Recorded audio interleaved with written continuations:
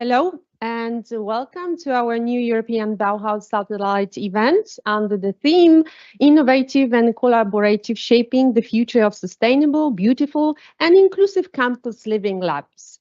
And today right now we are inviting you to take part in our panel discussion on the living labs in the university realm, essence, meaning, potential and challenges.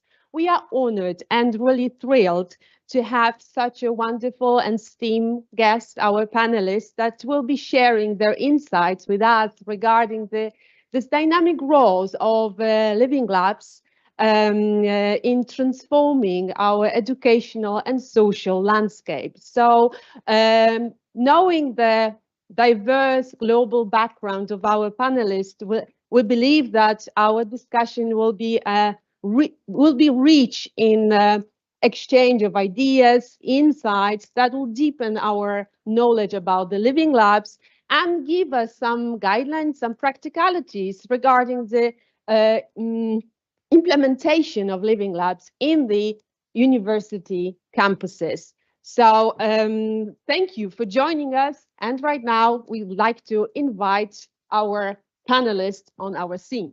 So let me introduce to the stage first, our first panelist, Elisa Junqueira de Andrade, a senior advisor in the Department of Architecture and Planning and the NTNU in Trondheim, Norway. Let me say a few words. Please take a seat about Elisa. Elisa has a rich background in engineering, finance, and business economics that allows her to combine this three perspective in developing sustainable smart cities. And this is the main core competence of Elisa. I think a small applause or even big applause for our first panelist. Next, our panelists came from Sweden, Dr. Abdolrasoul Habibipour, representing Luleå University of Technology. Rasoul is also a manager of the Botnia Living Lab. Rasoul has a profound background in participatory design and user engagement information systems, focusing on digital transformation and living labs within higher education and community settings. Welcome you cordially, Rasoul. You already met our third panelist, Professor Beata Jałocha. Beata Jałocha is manager of our campus living lab. Beata combines in her academic perspective the idea of participation, co-creation, and user engagement in developing living labs in university and beyond environment. Then, thank you very much. Then I have the honor to invite our fourth guest, Wojciech Januszczyk, representing Catholic University in Lublin. Wojciech is a renowned Polish landscape architect, former president of the Association of Landscape Architects, also a director of the In Garden Festival. And I would say that Wojciech in his professional career combines deep ecological thinking and circular development in landscape architects. In Poland, he is quite well known for his renowned concept of overgrowing. And last but not least, another expert, which is online. Unfortunately, Konstantinos Kourkoutas could not join us in person, but welcome you on the screen. Dr. Konstantinos Kourkoutas from the Universitat Autònoma de Barcelona and coordinator of Core Smart and Sustainable Cities and Urban Innovation and Living Labs. I read on the LinkedIn page of Dr. Kourkoutas that he is a city enthusiast, design thinker with extensive experience in urban open innovation, citizen co-creation, and ecological urban planning. So we are very excited. Applause for Konstantinos. We are very excited about the discussion. And so let's delve into an engaged discussion of sustainable, beautiful, and functionalist cities in the context of campus living labs. Thank you very much. And as I said before, we are inviting you to a certain conversation on the subject matter. So maybe not like a discussion, like a very fierce discussion, but more as a conversation that is open to all of you, to those that are familiar with the idea of living labs, but also those that are interested in, but do not have the deeper insight knowledge about that. So our conversation is designed into 3 rounds, 3 main themes that we'll go around and discuss about them. And we start with the very, very beginning. So we want to understand those living labs. We want to introduce them and what is unique about them. So what constitutes a lab and what makes a lab a living? So how to say that the lab can be a living thing, a living entity. So this is my question, our question, first one to start with.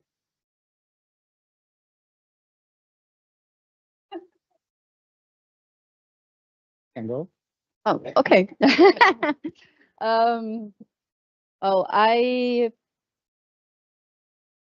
I mean, we are in a university. I guess everyone has an idea of what a lab is in their own fields, right? And it's this place for experimentation, and it's where we test. We like chemistry, physics. Everyone has their own labs in a sort.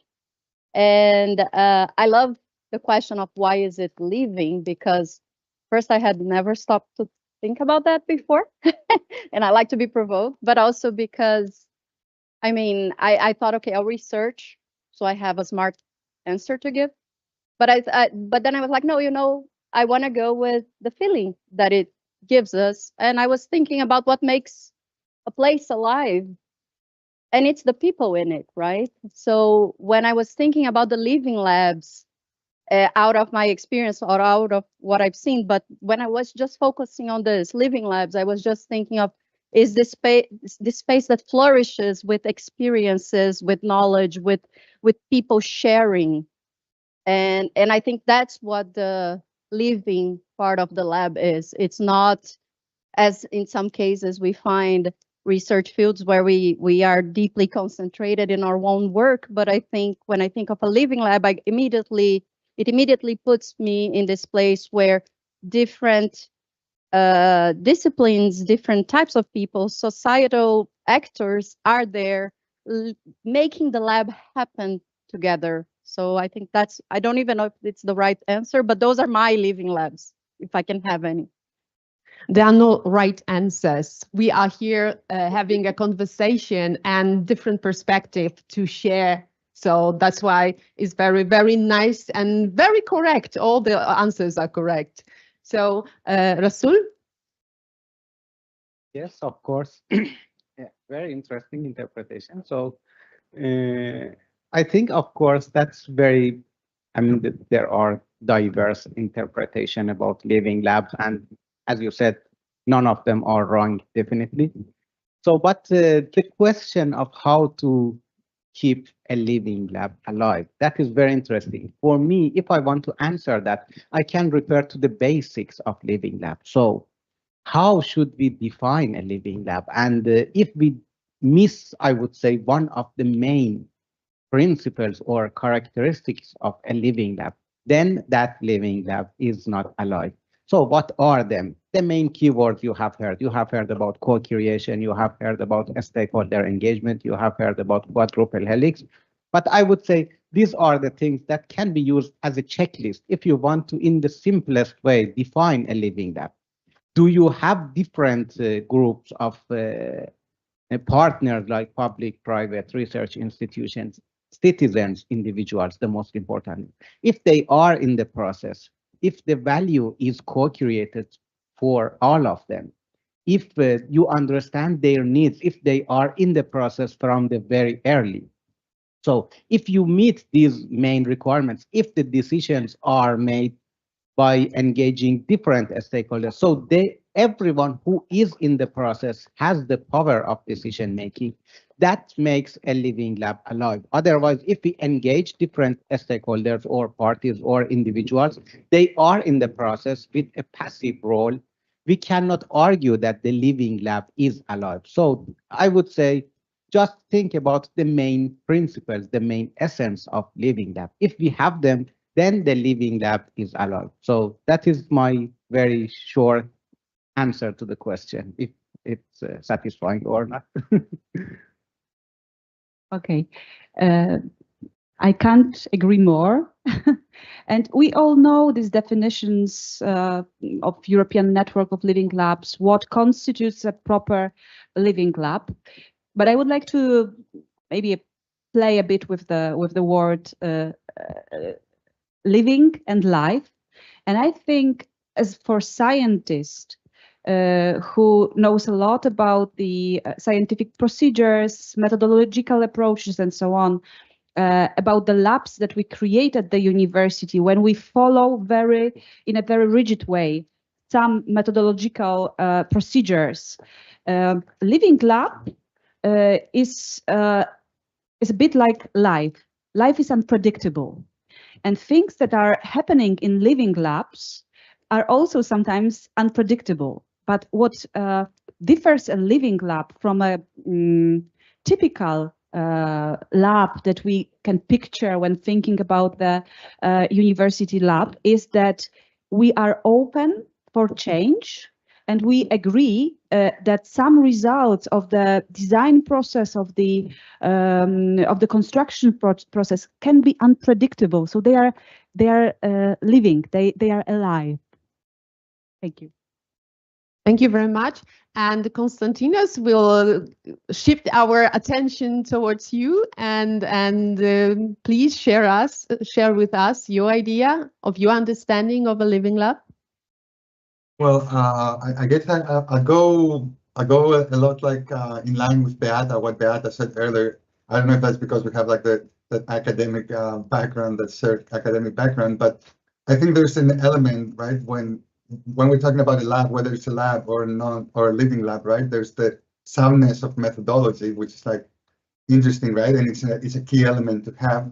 And there's other elements as well, right? Like for example, like how we produce knowledge through these processes, right? At the end, like at the lab, we can experiment, right? We can do all sorts of processes, but the end is like we create knowledge there, right? And the idea is like we can replicate those experiments, right? And even if we cannot get the same result, we can understand the process and understand why we got the result that we got at the end, right? So same with living labs. I think it's important to keep like a certain rigor in that sense, right? Of keeping that, data and empirical, like let's say data gathering, let's say the numerical and empirical data gathering. But it's also important to keep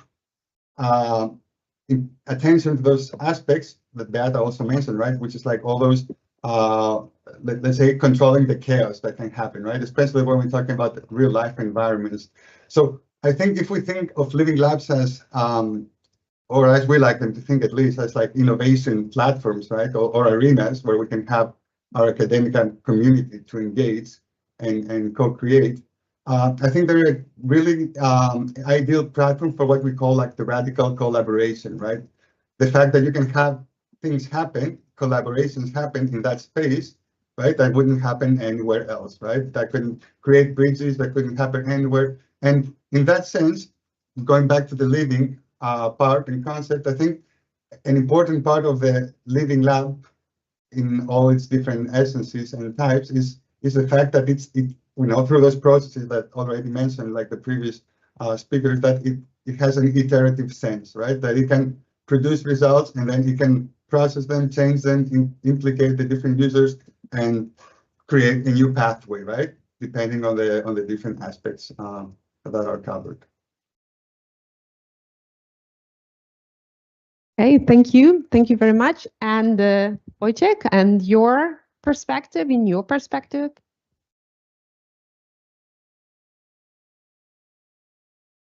Raz.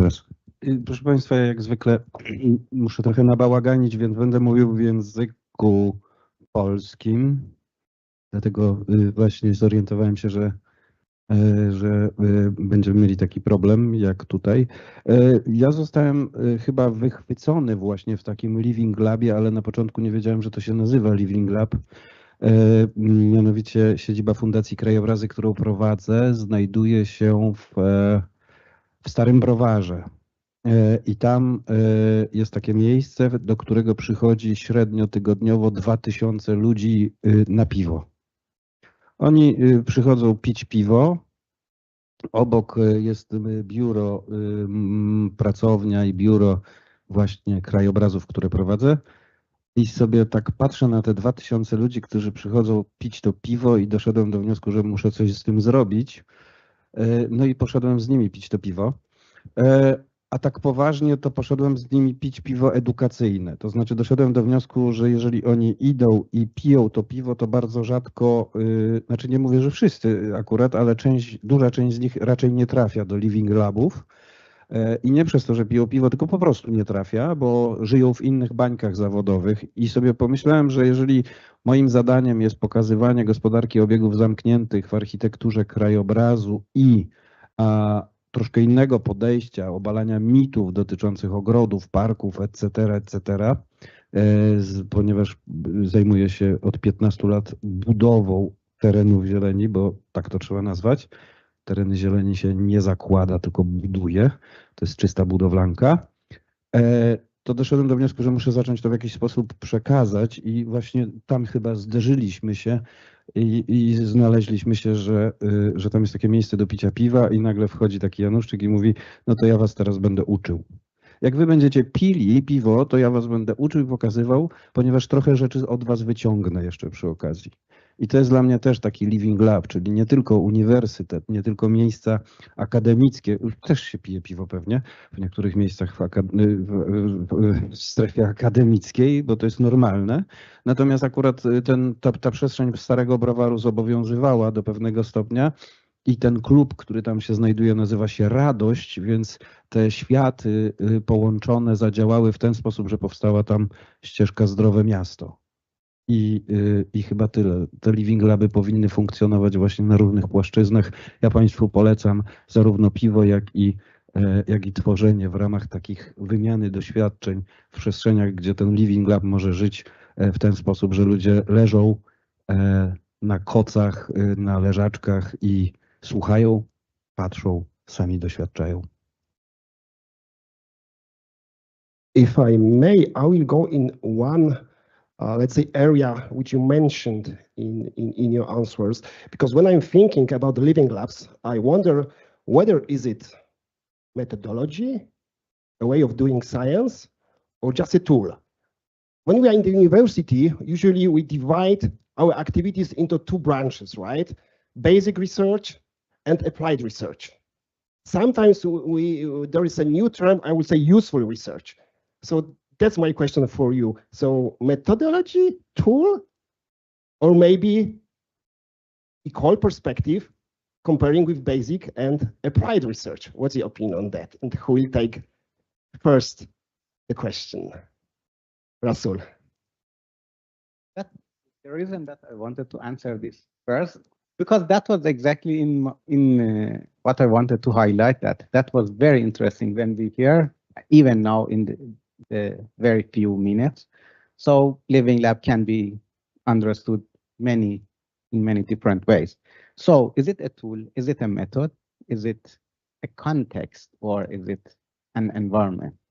So it's all of them, and it depends. So I can give you one example, and that's the reason that why say living lab is useful, because of its flexibility. For example, when we develop like digital technologies, smart cameras, even mobile applications following living lab approach, basically living lab can be understood as a method. It's an approach to develop innovation processes by engaging multiple stakeholders in real life everyday used context. So this is a method, but when we want to develop innovations in one specific context, if we speak, for example, about urban living labs, in that case, we want to see the whole city as a living lab. In that case, the living lab itself, it's not a method.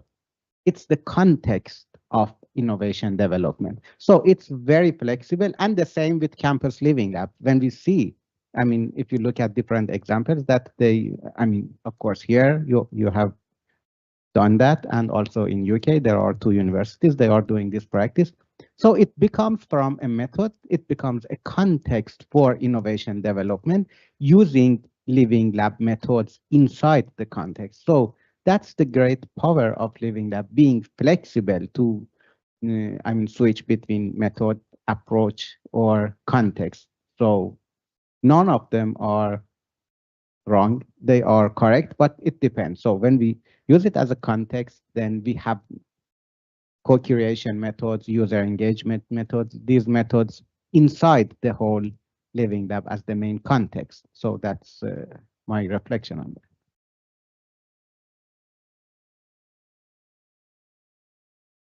I can add something to that. I think a key aspect of the living labs is the focus on the user.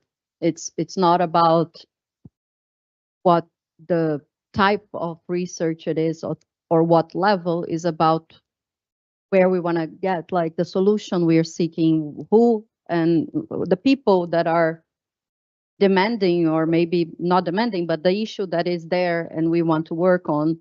And I think how far back we go from basic research to applied research depends on our creativity, or even what's the state of the art of in that concept. So I think it's flexible, and I think it's more of a matter of what the need is than what we're going to do with this.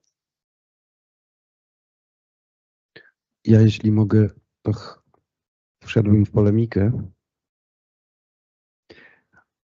ponieważ padło tutaj z Twoich ust takie stwierdzenie, że w zależności od tego, czego ludzie potrzebują, a ja wychodzę z założenia, że ludzie w tym przypadku są na równoprawnym poziomie, co wszystkie inne organizmy, które znajdują się w tej przestrzeni, i nie czego ludzie potrzebują, bo zaczyna wtedy to trącać greenwashingiem w momencie, kiedy myślimy tylko o człowieku,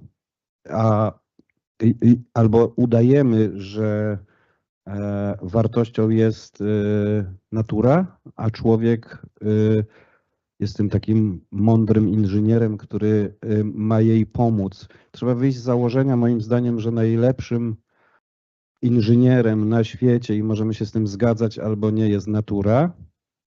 Natura funkcjonuje na Ziemi około 2 miliardy lat.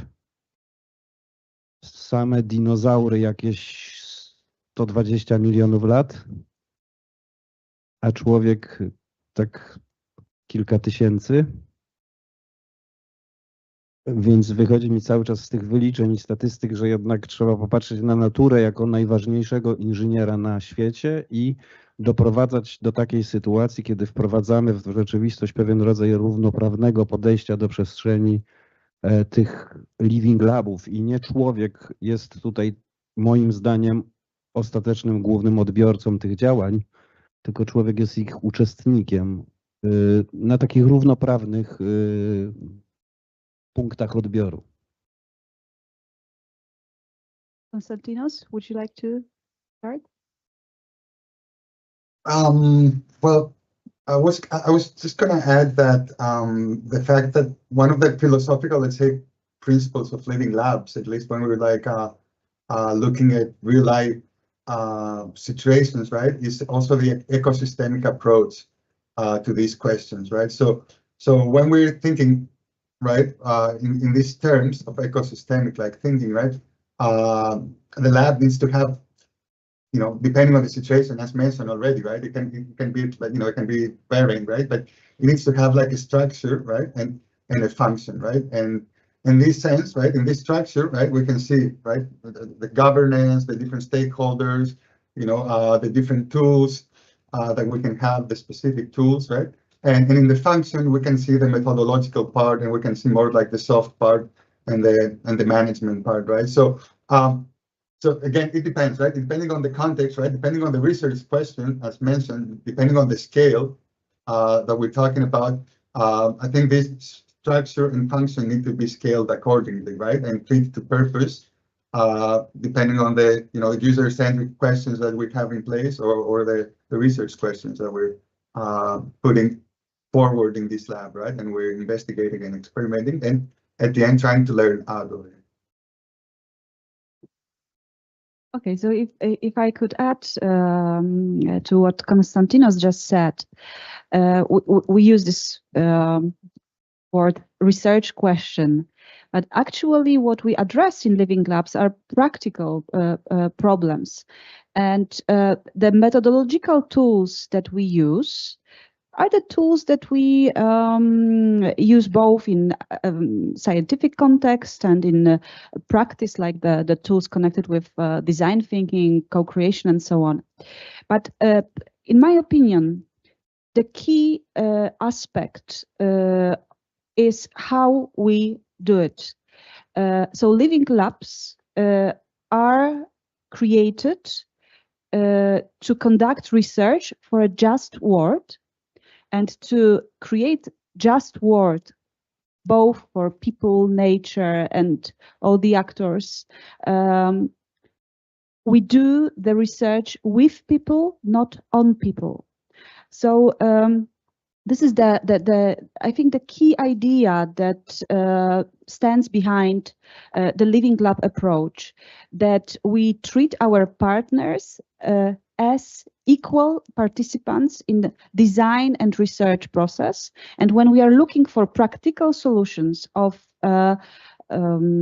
social, business, innovation problems, we do not use this academic approach of being in an ivory tower, and this dilemma, who has the right to research, is solved because everybody has the right to research in the context of the Living Lab. Thank you. That was quite inspiring. The last question that drives us to the next theme that we wanted to talk about. So basically, why do we want this idea of a living lab within the university campus and the landscape, as we see the living lab initiatives, that they grow in different contexts and in different environment, outside, in urban areas, in different areas. But then we want to invite that also to the university landscape that has a great experience in doing research, in doing basic research, applied research. So we want to introduce something new, something different. We want to make a certain transformation within that landscape. So what is the specificity of the Living Lab that brings a change in the university realm? Why do we need them, those living labs within the universities? Maybe Konstantinos, we'll start with you this time. Well, I think that's a good question, and I can answer from our experience as well. Maybe that can be a little bit more interesting. I think the way that, for example, the region that we promoted and initiated our Living Lab to begin with was to also like to increase the collaboration that we had inside the campus, but also outside the campus. So for us, it was a tool to open up the campus to, let's say, a mode of transdisciplinary collaboration, so across disciplines and across sectors, and to be able to collaborate with our different stakeholders, let's say the territorial stakeholders, to solve different challenges, right? And that we could do that on campus, right? But it could also be a way to open the campus outside. So I think both in a practical, right, but in a metaphorical sense, I think living labs are an interesting concept to introduce to university campus because it helps the university to open up, right? To open up as because we all know universities tend to be rigid structures, right? And that's for certain reasons, right? That's not to critique necessarily, but those living labs can, let's say, inject, let's say, an element of innovation in an environment that can also present some resistance otherwise, right?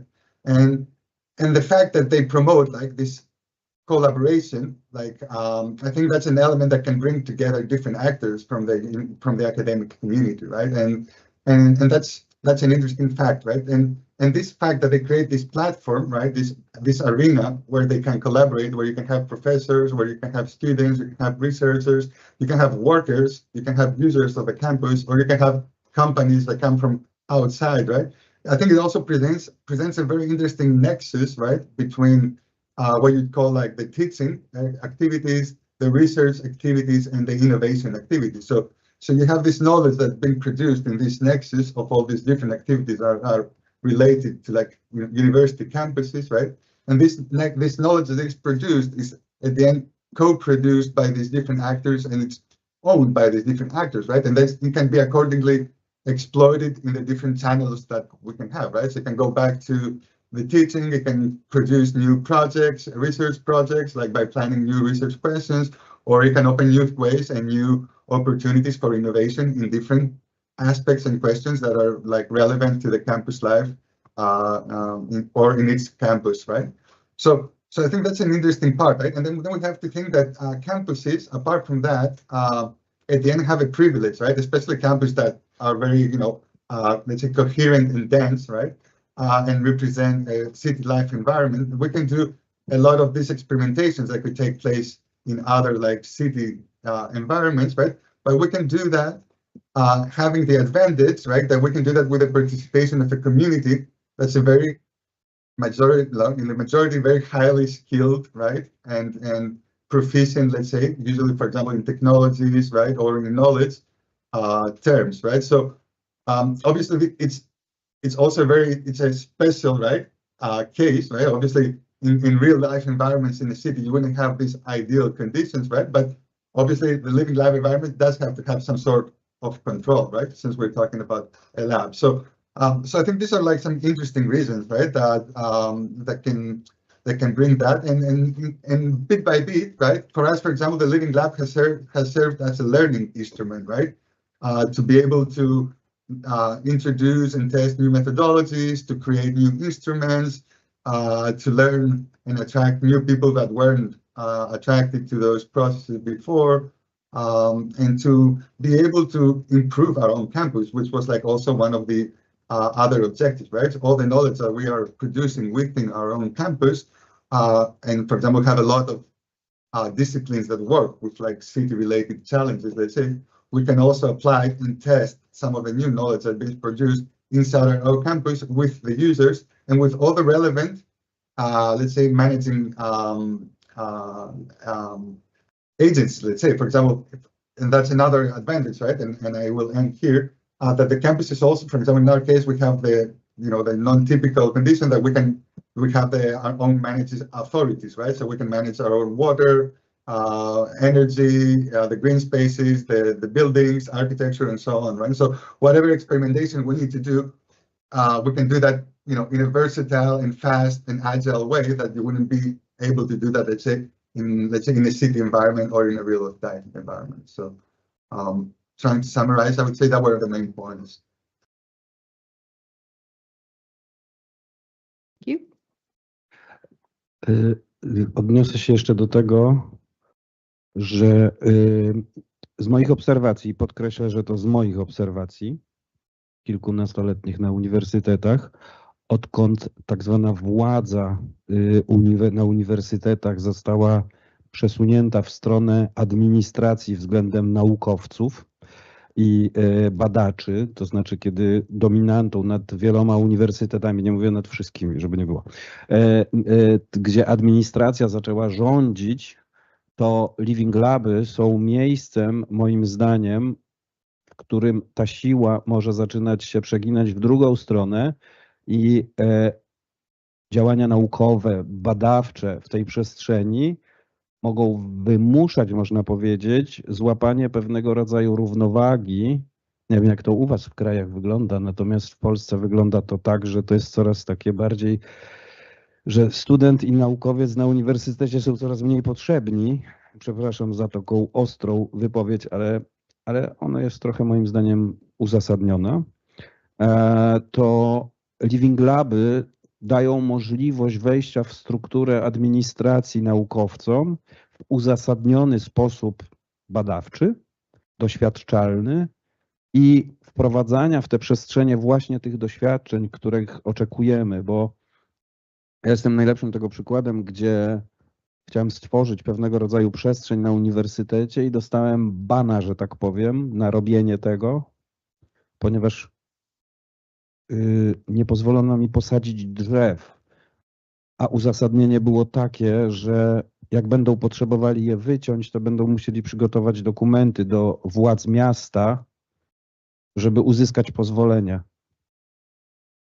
I to jest argument, żeby nie posadzić. I to jest proces administracyjny. Mi od razu skojarzył się taki film, nie wiem czy Państwo kojarzą, taki horror, który nazywał się Cube. Tam taka forma powstała w procesie administracyjnym, w której nie wiadomo było, o co chodzi z tą formą. Polecam Państwu ten film. Można zobaczyć, w jaki sposób to zadziałało. Nikt nie wiedział, dlaczego to powstało, po co, ale wytworzyło się to procesem administracyjnym. I to jest jakby w jedną stronę. A druga rzecz, która mi tutaj znowu pobawię się w adwokata diabła, jakie living laby mogą stwarzać zagrożenie.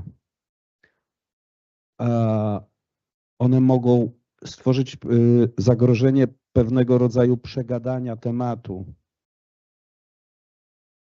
No bo naukowcy znowu mają tą umiejętność, jakby, żeby była ta równowaga teraz między administracją a naukowcami. Chociaż nie antagonizuję, znaczy nie chciałbym antagonizować, ale w ramach jednego z projektów kilka lat temu powstała kapsuła, którą zachwycił się cały świat. W procesie badawczym wytworzono takie jajko, do którego wkładało się martwego człowieka i można było sobie wybrać drzewo, które mogło na tym człowieku rosnąć. Naukowcy i artyści, którzy to wymyślili, powiedzieli, że no to jest takie miejsce, gdzie jak już sobie człowiek umrze i to drzewo się posadzi na nim, to dzieci będą mogły przyjść i się uczyć lekcji biologii i różnych innych rzeczy. No i sobie tak pomyślałem, jak bardzo ten temat jest przegadany i taki właśnie zgreenwashingowany i niedobry, ponieważ mówię to z konkretnego przykładu. Pracuję od 2 lat na cmentarzu łyczakowskim w Lwowie. Tam jest 3,5 tysiąca drzew. Znam je każde, praktycznie rzecz biorąc, po dotyku. Staram się zrobić projekt, który przewiduje wymianę nasadzeń tych drzew przez najbliższe 150 lat i znalazłem co najmniej 200-300 grobowców, na których rosną drzewa. I nie znalazłem tam ani jednej kapsuły. Wystarczy tylko posadzić drzewo na grobowcu. I jakby niepotrzebne są badania, doświadczania, wytwarzanie kapsuły, wytwarzanie aplikacji do stworzenia, do wybrania sobie drzewa, które ma na tobie urosnąć i tak dalej. To już nasi pradziadkowie wiedzieli, co trzeba było zrobić. Po prostu posadzić drzewo na grobie i koniec. I to jest jakby ta druga strona medalu, w mojej ocenie, living labów, że może być pewien temat związany z naturą przegadany.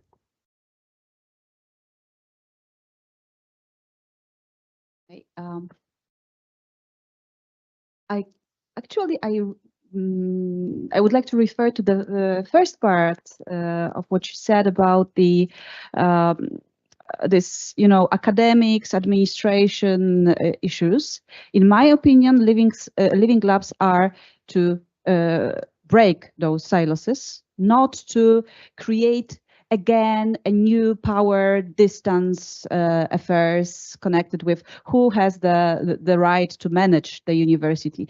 It's the same thing like with the question who has the right to research. The question of who has the right to manage. But answering the question that you asked, I think there are two different aspects of why we need living labs at universities and in campuses in particular. So there are like external and internal ones. Internal, we have just discussed it. It's to break the silos between different disciplines, scientific disciplines, to break the silos between academics and administration, to kind of like delete this power distance in a very hierarchical organization as universities are. And there are external reasons. So what are scientists for? Scientists are to create the knowledge and solutions to make the world a better place. And we can't do it just sitting in the ivory tower and not asking people about their needs, the solutions that they want. We always thought there's only one way of knowledge transfer, that the academics should transfer the knowledge they produce into the society. But living labs, they give us the opportunity to have like two different ways of knowledge transfer. So we not only transfer the academic knowledge to the real world, but we also transfer the knowledge that comes from practitioners to the realm of the university. And this is the major shift in a way as we think about the so-called third mission of the university. And we need living labs to do it, to co-create and cooperate.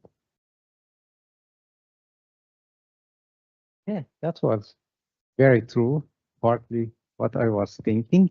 But if I back to the question, so I think the 4 projects that were presented before this, they mainly answer the question, why do we need them and what is the reason for living lab?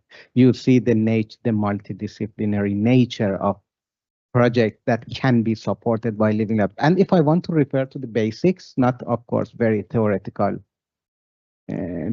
concept or definitions, the essence of living labs, the essence is based on 2 different things. It's based on open innovation and participatory design. And these 2 main things can be greatly supported by university campus living lab. Because when we speak about open innovation, that means including external sources of knowledge and ideas in the innovation process, the simplest definition.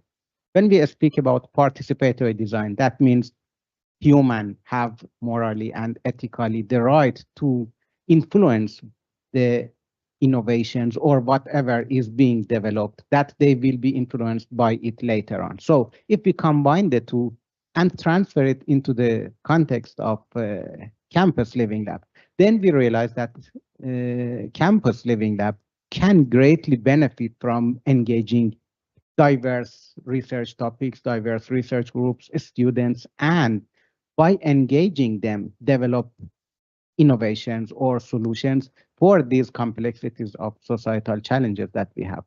If we refer to the situation, let's say, like 40 years ago, the question was, why do we need engage citizens or users in the process? Now the question is not about why. The question, as you said, it's about how we should do that. It was like 40 years ago that solutions should be developed for users, for humans. Then 20 years later, it became, it should be developed with them.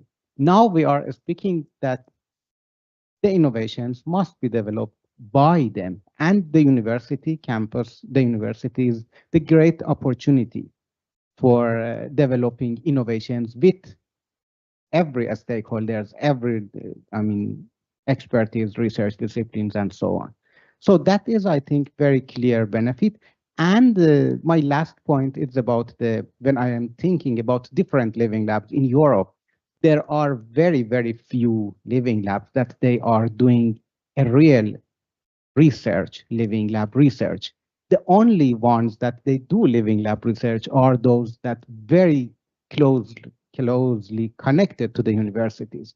Of course, many of living lab experts, they are practitioners, but the benefit, it can be like, as you said, knowledge dissemination and publication and production. These are something that it will be kind of mutual benefit for the university, for the society. And that is something that it will be very unique for a campus living lab or university research driven living labs, I would say.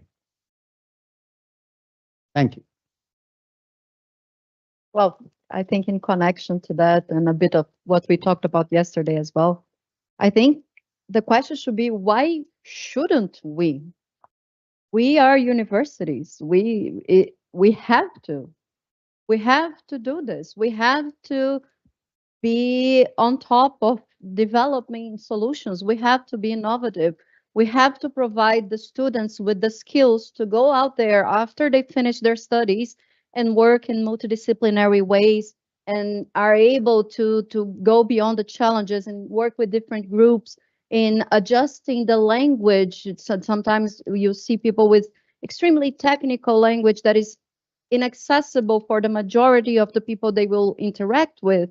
So we need to provide our students and even ourselves the skills to do it. So I think a university that is not willing to implement these types of structures is keeping their students of developing skills that will be crucial for them to succeed in afterwards beyond our university's borders. So and more internally as well, you come to a university. I mean, of course, it depends on what you're going to study, but I don't know, you come to your university, you are full of dreams, you're full of ideas, you want to be innovative, you want to develop, you want to learn things, and you go to your university and you just see this old school structure, formats, teaching methods, buildings, environment. And if that doesn't kill the desire to change, and if you don't provide place for them to exercise that desire, we are failing as institutions if we're not doing that. So we just have to. Could not agree with that one. But this what you said, that yes, we need them. So all the answers that we received in that conversation goes into one direction. They are quite cohesive in that. But there was some, as you said, the devil's advocate in here, talking about not going into wrong paths and not overdo in some areas that we experience that also in science. We can read so many different research works, and at the end we want to ask, so what? So they are there, but still, so what's the point of that? So what at the end? So the same thing with the projects that we want to introduce, the new way of thinking, and also we want to do them in the right way. So at the end we want to say, so what? Yes, we have the answer. What? So in order to learn and to really transform this area of university, this university context, so what can we learn from already existing initiatives of living labs? So what could be the ideas that we could learn from them in order to make less mistakes that could be done? And you can reach also to your own experiences and the main challenges that you have experienced in your journey with the living labs, like the major challenges that you have in your history, and you remember them and how we can learn from them. So maybe Rasoul, and now you start with this one.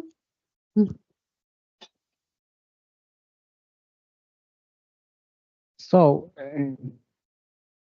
yeah, speaking about, I mean, maybe I can answer it in a different way. I mean, in our work, I mean, mostly we believe that we should start from the point that what are the challenges? What are the barriers? If we know them, because that is the basic things. I mean, always understanding problem and identifying problems, it's much easier to find the solution. So if we want to understand the living lab, the nature of the living lab, how we can use them, so we should understand what are the barriers for like implementing or doing living lab activities in different contexts, including the university context. So we do this practice a lot in our projects and in our university. So we try first to understand those challenges and how we should tackle them. When we understand those barriers, then it's easier for us to develop a roadmap for these activities that we want to do. So that is the basic thing that we think it's easy to implement, and also during the way, it's kind of better. I mean, it's easier to implement the different engagement methods and engagement approach and bring the different partners on board during the process. So that's what we usually recommend, that in this way, we can involve different disciplines, different parties, different stakeholders. And when you understand that, then the roadmap is easier to be developed. So that's my just point on that. I'm a novice in this business, but I will try to refer. I think Konstantinos, for example, can share some real insights with us soon, as we are also following the Barcelona model. And we do not say that we want a living lab. We want the whole campus to be the living lab. So that's the dream that we have. And actually, it's not only a dream, that's the plan. But we are in the second year of establishing the campus living lab at the Jagiellonian University. A lot of the work has been done, but still, as I said, we are novice in this business. And what we are trying to do, we are trying to learn from the best. That's why our experts here, that's why our study visits to Thessaloniki Living Lab, to Graz Living Lab. And there are many aspects of what makes a proper, long-lasting living lab. What we have learned during last, let's say, 14 months, in terms of managerial aspects, is for sure to have a good governance model. And we already know, based on the study visits, on conversations with many people, that enthusiasm and great team, it's the basis. To create a living lab, but also you have to think how to make it sustainable, how to survive after the project is finished. So we do believe that that having a proper governance model of the living lab can help it survive after the most common initial phase, which is a project that should create a living lab. And ask me in 4 years, and I will tell you what I know. Well, I would say that having a broader set of stakeholders involved as early as possible is a very useful sanity check. So I guess if I was part of the team that was discussing the capsule with the tree, I would be the first to, what? Why? So maybe having more people to maybe help you understand that you might be overthinking things would be a nice way to stop spending too much time, even though I have to say that failures are a very important part of the process. So I think my most important, I mean, bring as many different people and societal actors as early as possible, but at the same time, I don't think, and not only for living labs, but for most projects, I don't think we put our thoughts and energy on monitoring, evaluating, and learning early enough when we're doing this. So we start doing, and we just think of doing the evaluation on the go, you know, oh no, yeah, and then we learn from our mistakes, and that's how we're gonna do it. And then do we, or how well do we? So I think as much time as we spend in just preparing for the research, preparing, bringing people in, etc., we should already be thinking, how do I evaluate if this is successful? When do I come in specifically to try to check for not only indicator, but also qualitative understanding? How is my learnings? When you have, for example, here you have this range of projects, how do we share the learnings from one project to the next? How does one mistake or success goes to the other so that they don't have to go through the same things? So how can we make it easier for every next project that comes to achieve something. So I would say, and I'm completely guilty of that because I'm one of those who say yes, and then we learn and we go. But I think it's the thing that I'm trying to improve the most lately in my project is the focus on this learning loop and feedback and communication between the different actors. Thank you. And Konstantinos, and with your expanded experience? Well, there's different lessons, I guess, we can have from our part. I think, kind of like looking back in retrospect, I think one important element to have is to have a clear vision and a strong vision of where you want to get, right? And obviously, the more shared this vision is, as Elisa mentioned, right, the more stakeholders you have backing this vision, right, and being constant to it, the better, right, because it can perdure in time, right? So I think this vision is a key element, and that can, you know, kind of like give like the direction, right, the directionality of where this lab is going, right, and what the mission is, and what all the, you know, the philosophical and all these aspects are, right? But I think the important thing is like it gives direction, right, if you know where you're going. So I'm saying that because when we started, for example, in 2015, right, as I mentioned, like as an initial strategy to open up the campus, open up to, like, you know, transdisciplinary collaboration, try to innovate with the community, co-create, and so on. And now we're in 2024. If we didn't have a vision of where we want to go, right, we wouldn't have gotten here, right? We probably like swayed off in many different other directions, right? But this vision, it also helped us to create, you know, on the go, right, and in a scalable way, let's say, a framework, right, where we can actually, you know, connect and relate different projects that we were starting, right, or initiate different projects, right, and make them align with this like general vision that we had for the campus, and make advantage of them, take full advantage of them, and also try to, important element, right, like as mentioned, like learn from them, right? And how do we do that? And both for us, like we're managing these processes, right, but also on a collective level.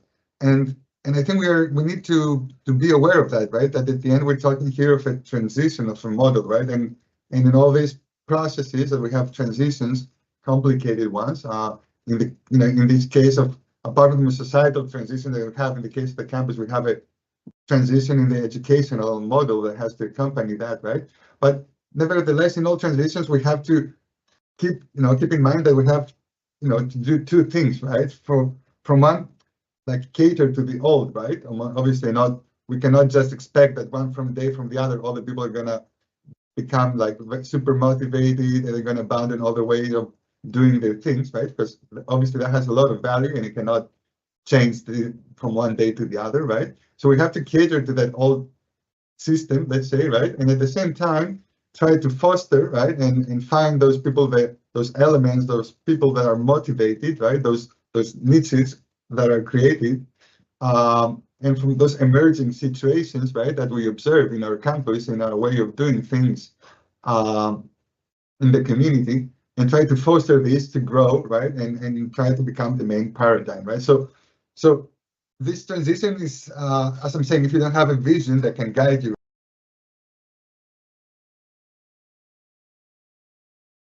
that's where we want to get, right? And for that reason, I think another element that we're going to say is the fact that there needs to be some sort of, or look for that, right, that there's some sort of political backing to that, right? And I'm talking about, for example, if the university government is behind it, right, and it sees it as an institutional and a strategic goal for the institution, that changes a lot, right? So I think it's also important to look for that, right? But obviously you have, and as we did, right, we started with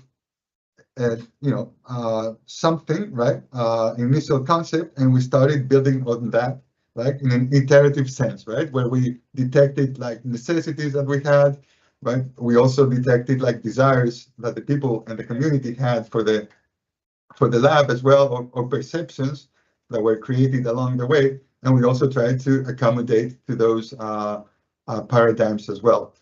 So I think in that sense, it's also important to keep like transparent, right? Be transparent all the time and keep that transparency, whether it's terms of processes or whether it's terms of results being produced, and be honest, if there are, good results or some bad results, we can learn from both of them. And I think there can be no bad results in this case, right? If there can be a learning component from that sense, there can be no bad results. We will be talking about those, right?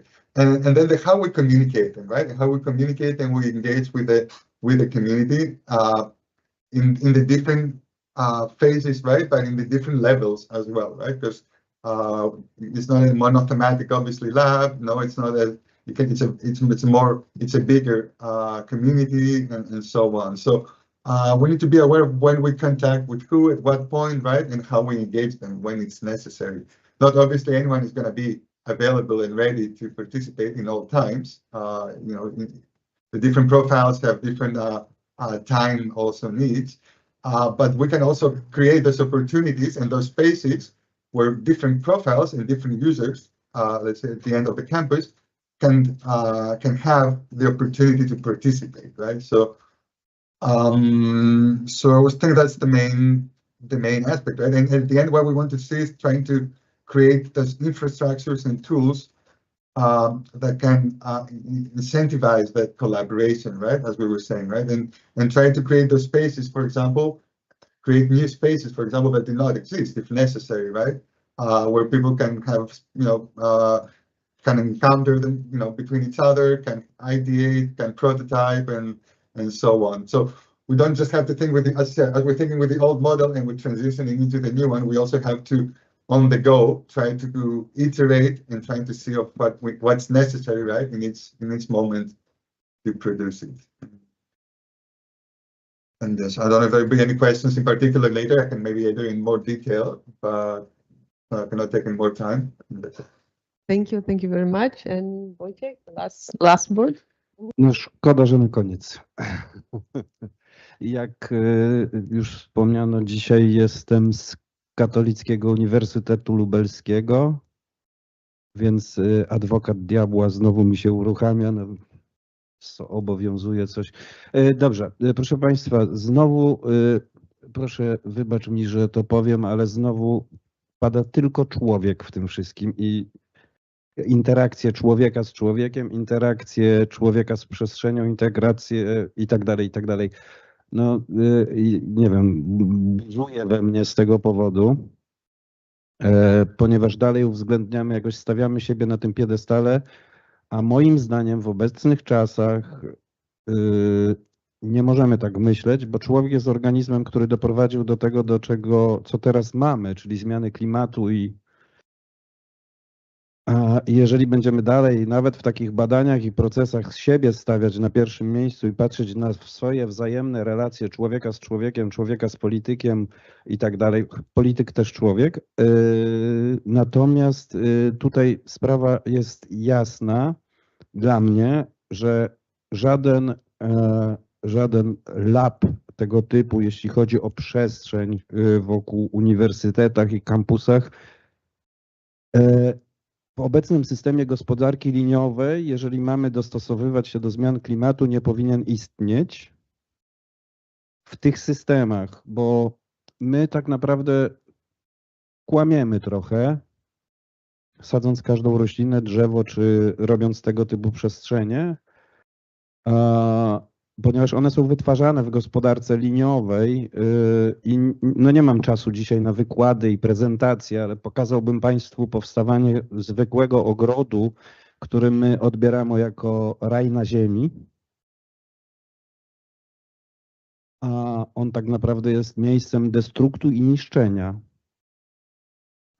Nawet jeżeli tylko powstaje na samym początku, ale tak jak mówię, jest to mój konik, a spędziłem na budowach kilkanaście lat, więc dla mnie Living Laby powinny przede wszystkim wyjść z założenia na samym początku: obalmy wszystkie mity związane z przestrzenią, pokażmy rzeczywistość, jaką ona jest, nie stawiajmy człowieka na pierwszym miejscu, I jeszcze na sam koniec doprowadźmy to wszystko do takiej sytuacji, żeby wejść w gospodarkę obiegów zamkniętych, faktyczną, a nie udawaną, bo na ten moment wszystkie działania związane z procesami inwestycyjnymi na kampusach przyczyniają się do zmian klimatu, jak wszystko inne, co robimy. Tyle. Thank you.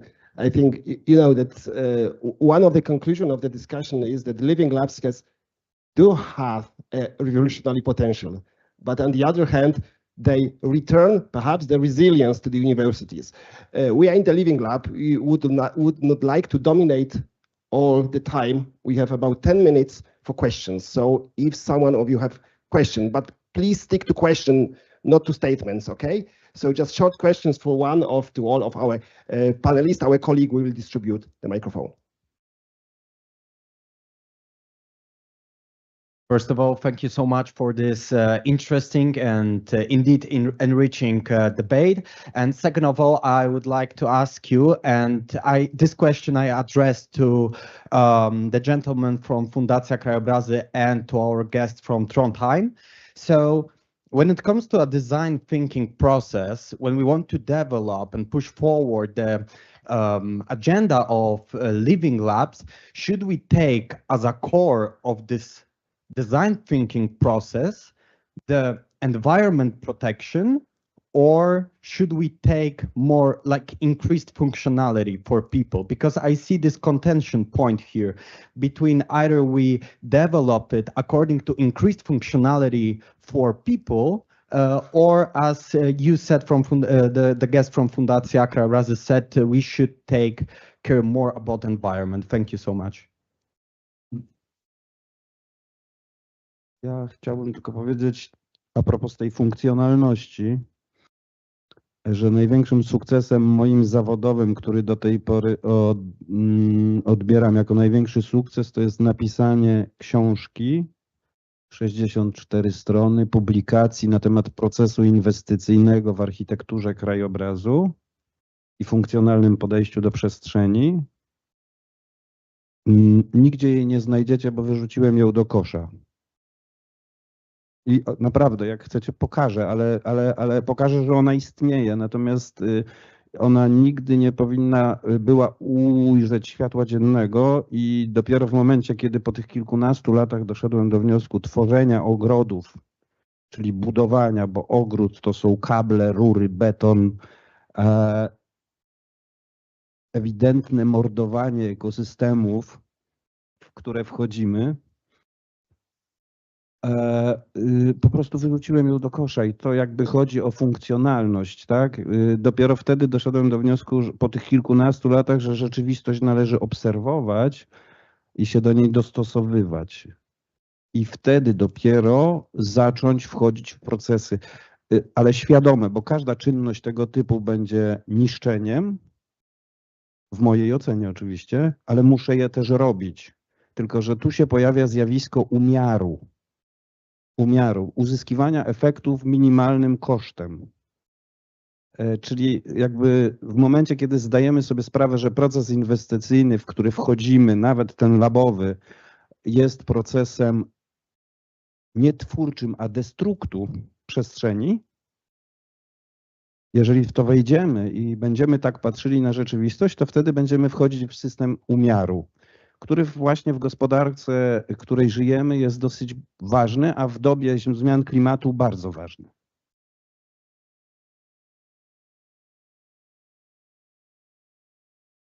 Well, I'm going to be maybe too pragmatic here, and sorry about that, but I think we have the responsibility to push for the voices that aren't heard, whether they're human or not. We have plenty of issues. I mean, we're here talking in the new European Bauhaus satellite event, so the togetherness is a huge part of it. So I don't think we can responsibly accept to focus solely on this human-centered approach. But we cannot just say, okay, nobody flies anymore. And from now on, that's how it is because we are killing the planet. Maybe we should, but being realistic, that's not the way, it's not possible.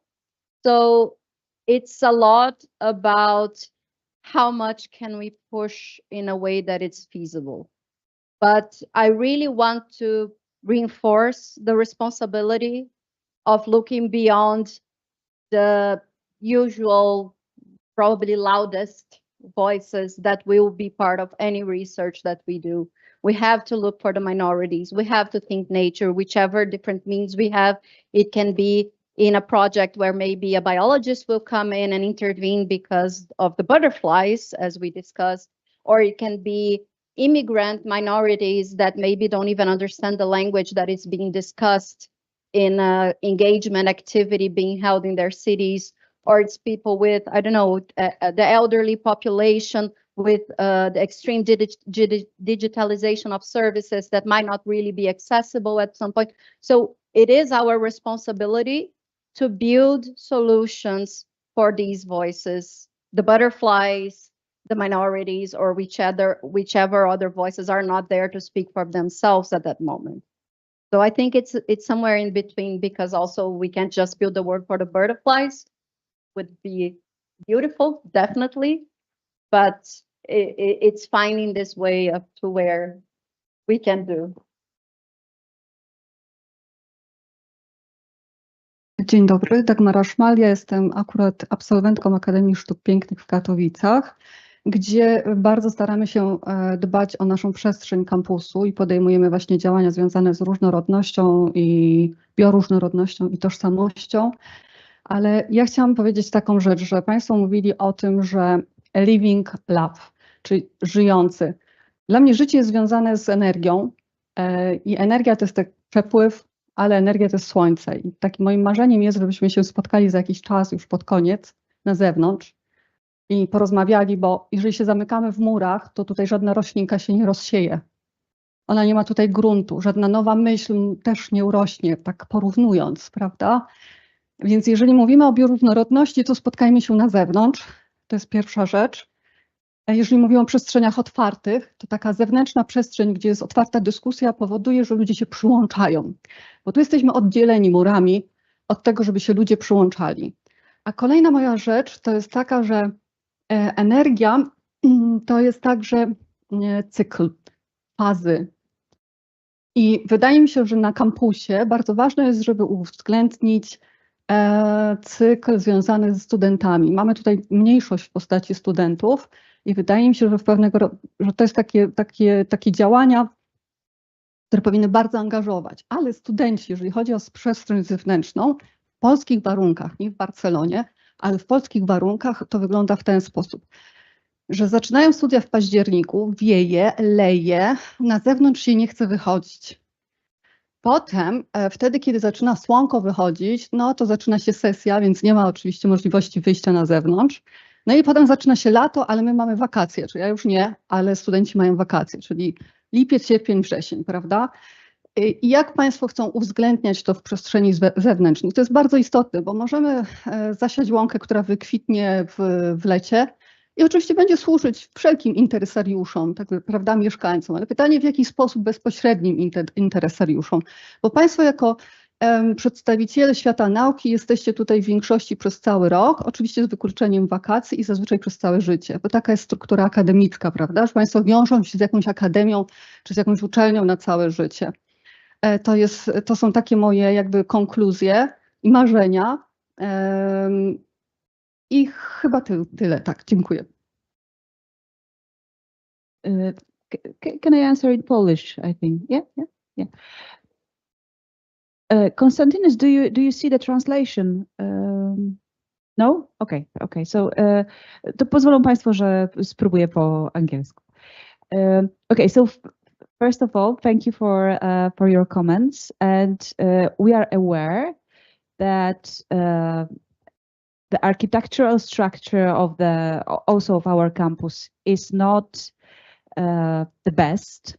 but we are doing a lot to change it. Our dean, who's not with us anymore, she has a lot of plans in terms of bringing the nature inside and having more green space. But so what we do in the project, the project was not created, Campus Living Lab was not actually created to change the architecture of the campus. That's not our aim. We do the tiny things that we do hope influence that process. But we also have like people here, like my master's student, who is actually also the manager of the campus, Ula. So they are working on the library development project. There are some voices of students, and the voices of students are being heard. But in terms of what we do in particular, when we are done with this conversation and with lunch, we will be more than happy to invite you outside. We have no idea what's the weather outside now, but the plan is first to walk with Joanna around the campus and see the nature that is around us. Second, we're gonna work on the meadow that we are. Kasia, our the manager of the green architecture of the campus, is also with us. And last but not least, we're gonna build four composters today, different types, and there will be a local community and people with children. So thanks for these comments, and I do agree that it would be lovely to have this meeting outside, and maybe that's the plan for the next one. Thank you. But I think we have one question more from University in Toruń. Yes. Damian Jasiński from Nicholas Copernicus University. I will have one question, a quick one and possibly a big one though, but it's about the impact on policy making of those urban living labs, especially as we hear about, you are possibly enthusiasts of urban living labs, and we talk about the increase in participation in the workshops that we provide, the nature as the recipient or the legitimate stakeholder in urban living lab activities. But I'm wondering about making the impact when it falls on the ears of the decision-making bodies, so to speak. When we need to argue, what do we deliver? What is the value that we produce for all those decision makers? So, yes, I can perhaps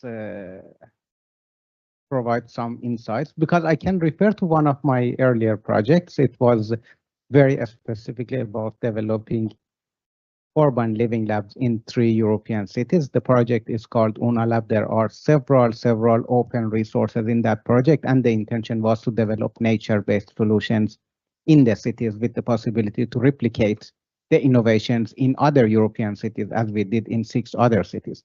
So the impact, first I can highlight the challenge that we had. I understand the point, because in urban living lab, there are a lot of, political barriers or hindrance that we face.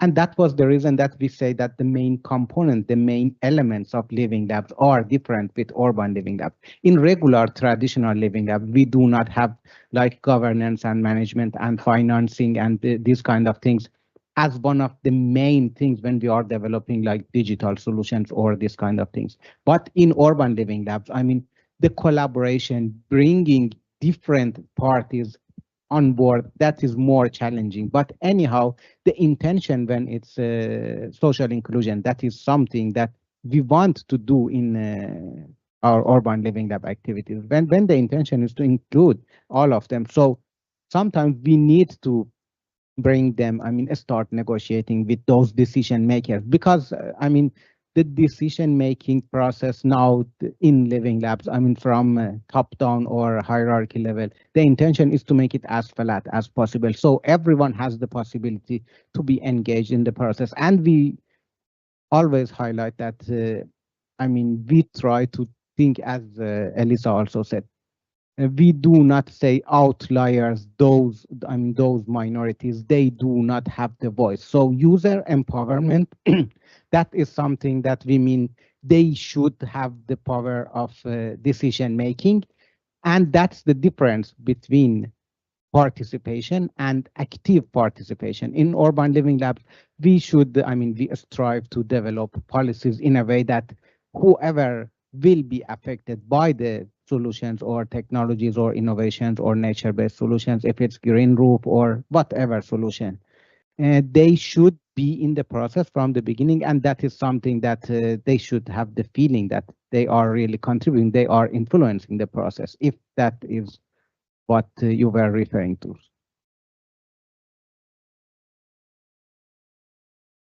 Notice that Konstantinos wanted to say something, right? Well, I was just sorry. I'm trying to think the way to make it short, but I guess one of the role of the living labs, right, is also the idea of being able to scale up all the innovations and all that's being produced, right, and I think that's a vital part to keep in mind, right, when we're thinking about how we create impact, whether that's impact to society or whether it's impact for business, let's say, or industry. And then there is this within this panorama of like the roles that the living lab can take, right? There's the we can have the ideation, let's say, the prototyping, we can have the test bed living lab, right? And then there's this concept also of like what we call the urban like sandboxes, like urban policy sandboxes, right? Which specifically, as kind of like, let's say, one of these like specializations, like lab specializations, like trying to see how we can actually transform, right, these whatever results and outcomes we have from processes into tangible policies and laws, right? So I think it's interesting. And it's a key aspect, right, of urban living labs at the end, how we can, in the sense of how we can actually materialize the solutions and try to implement them in a wider scale and create more impact.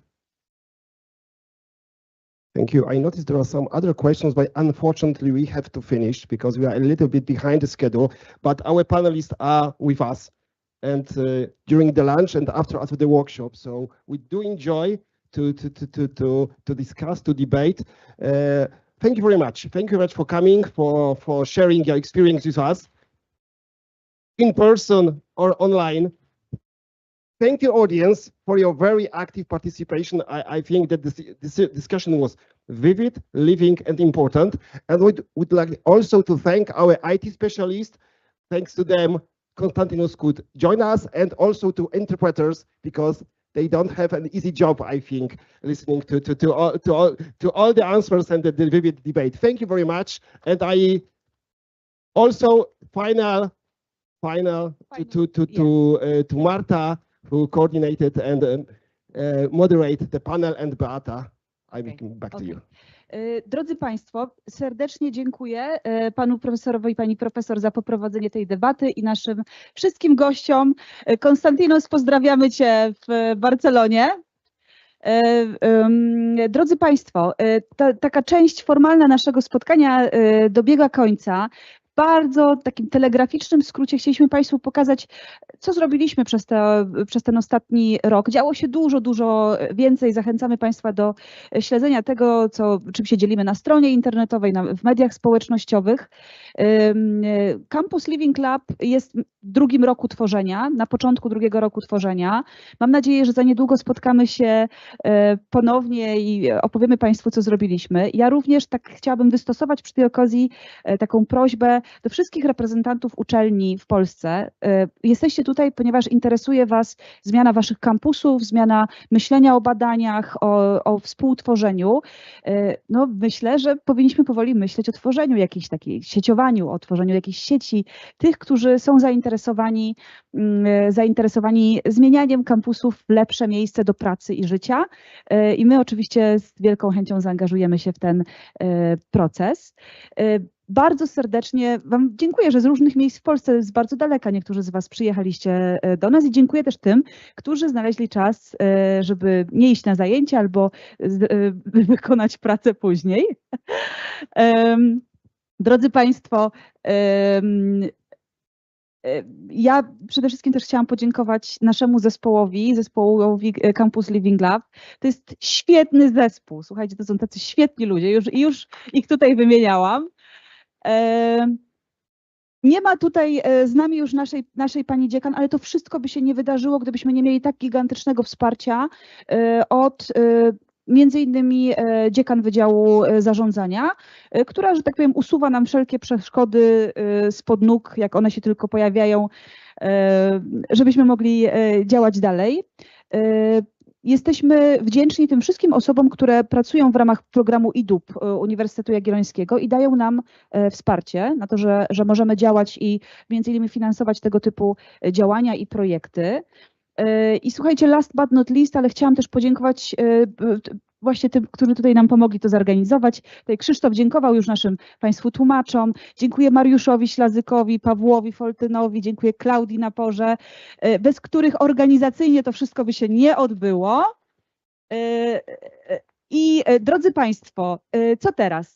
Teraz zapraszamy Was na lunch, który będzie tam w podziemiach, a potem mamy jeszcze, część z Was się pozapisywała na warsztaty, które mamy po południu. Jeżeli ktoś się nie zapisał, to myślę, że pewno jeszcze znajdzie się miejsce, żeby do nich dołączyć. Słuchajcie, mieliśmy rano warsztat dla przedszkolaków, które segregowały śmieci. Bardzo dobrze im poszło. Od 14 odwiedza nas taka lokalna szkoła podstawowa, która będzie siała nam łąkę kwietną na kampusie.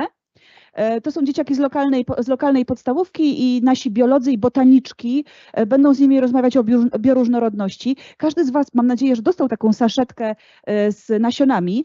To jest mieszanka, i tutaj Kasia by mogła więcej o tym powiedzieć, ale to jest mieszanka takich lokalnych roślin, która została stworzona specjalnie dla kampusu. To nie są jakieś takie, wiecie, rośliny z Wysp Kanaryjskich, tylko te nasze lokalne, które rosły i rosną na kampusie. Od 14, jeżeli przejdziecie się Aleją Wawelską, to tam napotkacie taki warsztat, gdzie ze stemplami modulo będzie można zaprojektować przyszłość kampusu. Dlaczego on się dzieje na środku chodnika? No dlatego, że my chcemy, żeby te wszystkie osoby, które na co dzień do nas przychodzą, wyprowadzają psy, uczą dzieci jeździć na rowerach, spacerują sobie, żeby mogły po prostu wypowiedzieć się na temat tego, jak widzą kampus przyszłości. O 15 mamy spacer przyrodniczy po kampusie z Joasią Kaiserbong i ona Wam opowie wszystko właśnie o tym, gdzie jest modraszek, gdzie znajdują się rośliny różnego typu. A o 16 na wielki finał naszego dzisiejszego wydarzenia będziemy tutaj pod wodzą Kasi, naszej szefowej zieleni kampusowej, będziemy budować kompostowniki i tam też będą rodziny z dziećmi, będą dzieciaki. Będziemy wykorzystywać głównie materiały z recyklingu albo pokazywać takie sposoby, jak możemy tego typu rozwiązania budować w sposób zrównoważony, w obiegu zamkniętym i też takiej warstwie edukacyjnej. Więc drodzy Państwo, to chyba koniec naszego dzisiejszego oficjalnie naszej części spotkania. Zapraszamy Was na lunch, a później zapraszamy, jeżeli możecie dołączyć do naszych warsztatów. Dziękuję serdecznie i do zobaczenia wkrótce.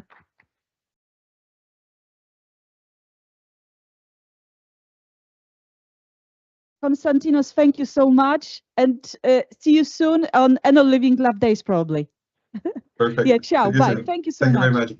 Bye-bye.